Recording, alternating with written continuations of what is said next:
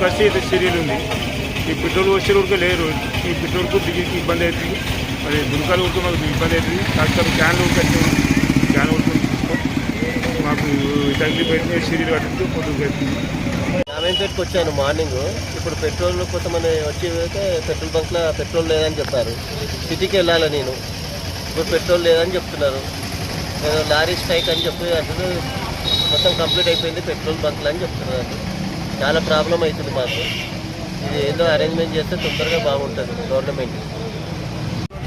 బాయికాడికి పోవాలి, పెట్రోల్ లేదు, అడుగు ఇటు తిరిగితే ఏడ దొరకలేదు. ఇక్కడ సీరియల్ కట్టాం, పెట్రోల్ గురించి ఇబ్బంది అవుతుంది. మొత్తం ఏడ దొరుకుతుంది పెట్రోల్ బాధపడుతుంది.